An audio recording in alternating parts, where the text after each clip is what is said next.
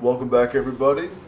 Jumping right into it today, we are back on the 1964.8 Bonneville, and we are repairing the transmission crossmember. Continuation from the video from 2 weeks ago. Basically, the rubber mounts trapped a bunch of rust. The ends look pretty cruddy. That's what you're seeing there, the only rusty bits on the table. The crossmember itself cleaned up pretty nicely. It was sandblasted, and everything that wasn't trapped in those rubber pieces looks really good. So the experiment that I did last time was crusting some 2.5-inch DOM tubing. Looked like I was going to be able to recreate the factory ends pretty closely. And here I am laying it out on my cast iron surfaces. This would have been a little more ideal on my bigger fixture table, but that's tied up in the cold room, and so we're making do here. But I'm using the 1, 2, 3 blocks right here as like little guideposts so that I can get the thing, basically set it up twice, so because it's longer than my table.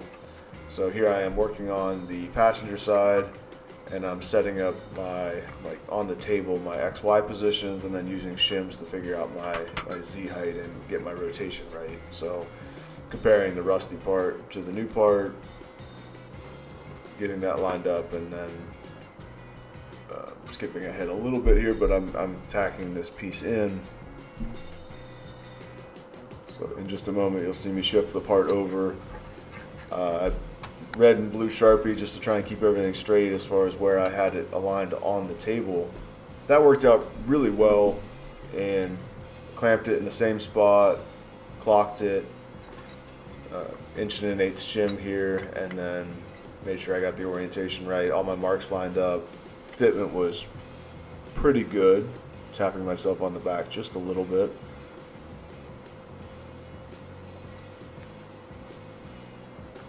And then I did the smart thing, put the end caps on, and did a quick test fit. Just due diligence here, and it was a little tighter than I would have liked. It should have been what the correct length, but whether the frame had moved a little bit from the rust or what have you, I trimmed about 3/16 off of the ends, off one end specifically, and dressed that up a little bit, and then re-welded it. So we'll come back here and start going through and welding the complete periphery. So I've got this sped up pretty quick. I think it's 5x, but we're just going around. I'm going to do the 2 flats, and then in just a second I'll bring out a fixture block so I can prop the thing up at 90 degrees and go over the top of the oval. Little bit of gap there, not a big deal. I've got, I think, 1/16 filler, and even with it being a little rusty on the inside of the tubing, I cleaned it as best I could, but it welded out pretty nice. Frankly, better than the 1964 General Motors welds. I uncovered some porosity in the sandblasting process. We've come a long way.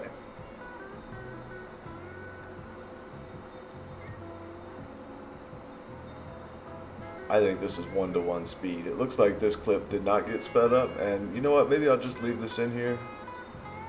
We're moving along at a pretty good pace. I think there's 2 types of welders. The welders that weld with their arms completely outstretched, and I'm the guy where my visor gets warm. I get so close. I have decent eyesight, but for some reason I like to be right on top of the weld puddle. Kind of thinking about this out loud, this might be a good reason for me to get a set of magnifiers and see if I can step back a little bit. But the results are fine. I was really happy with how this turned out in the end.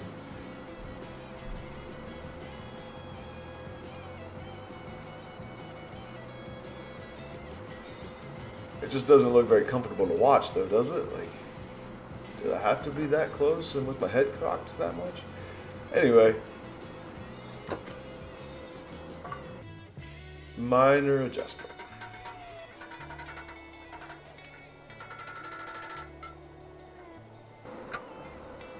Just to be clear, that little percussive adjustment, that was on the DOM tubing, more so than the than the original transmission crossmember.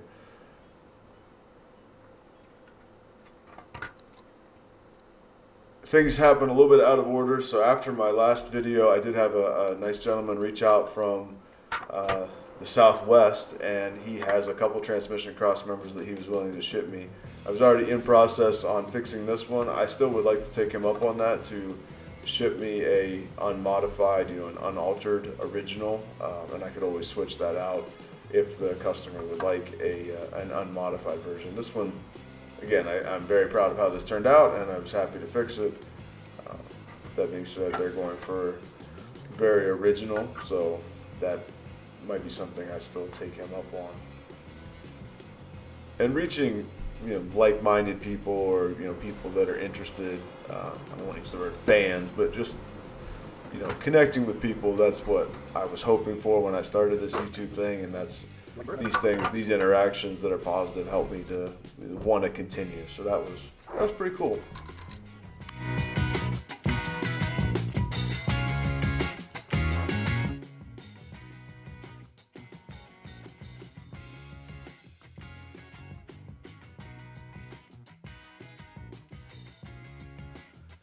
So here we are, primed, painted,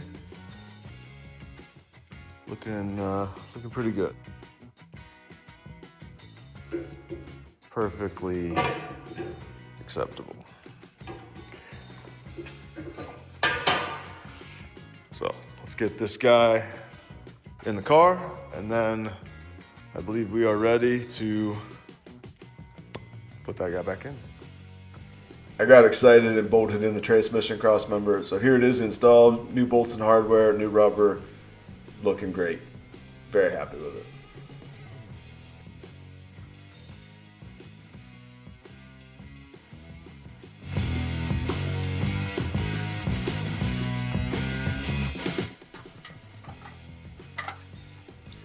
So one of the things that I wanted to accomplish during the last video was to get the motor and trans placed back into the car.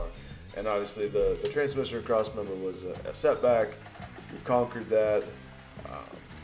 Let's move on to getting the motor and trans back in the car and continuing the reassembly. So the install, it definitely went in a lot better. Last time I pulled it out with the manifolds in place, with the portions of the exhaust, basically the turn downs from the manifolds, and that was hard to get it up and angled and over the frame. This time, no manifolds, no starter, bare like you see it here, just engine mounts and engine and trans. So much easier to very carefully nudge it in place, especially since everything's freshly painted.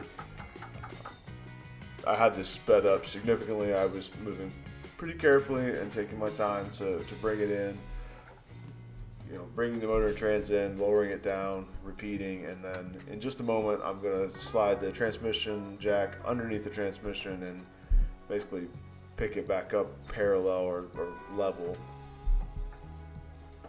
So I just ran out of room for my wood cribbing to the legs of the engine hoist.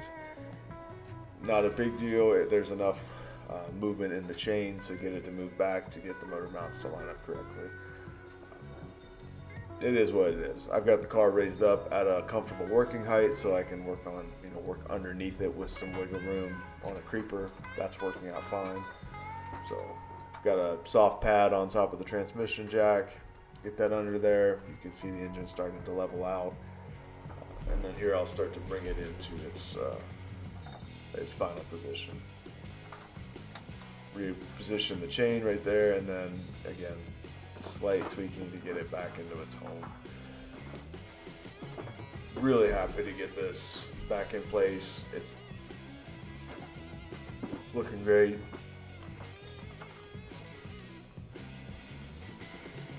I love that we're into the reassembly stage, and I think progress is gonna, I don't want to say look more visual, but it's gonna be good to see parts being bolted back on. Same thing I felt with getting the front suspension put on, the rear axle put in. we're not far away from being a roller, for having a brake spread, carb on, exhaust, manifolds, like a lot of the stuff that I have prepped and on the shelf that's going to be ready to bolt together. So this is really exciting. This is a milestone that I've wanted to hit. So it's looking really good in the engine bay. Maybe a touch dusty, but yeah, this is great. So with that, let's get some tools put away. I'm not bad about having a little more floor space. It's been just a touch cramped in this room. Big car, big parts, and lots of toolboxes. But engine hoist going out, motor and trans in the car, a little more room to work, a little more room to breathe. So I know it's just resting in there.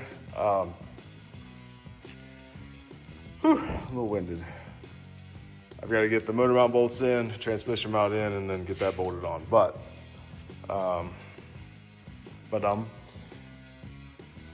yeah, manifolds are ready to bolt on. I can put the starter on, get the wiring ran, roll the motor over, stab the distributor. I got lots to do that I can get started on.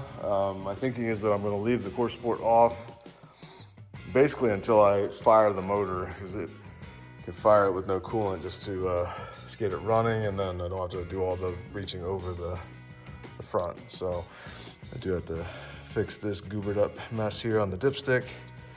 Keep meaning to do that. I need to tear that apart and clean that. Cut that apart, weld it, and paint it actually.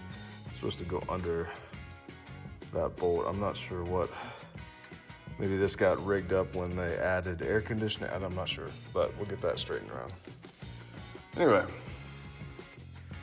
it's looking pretty nice in here. Tune in next week.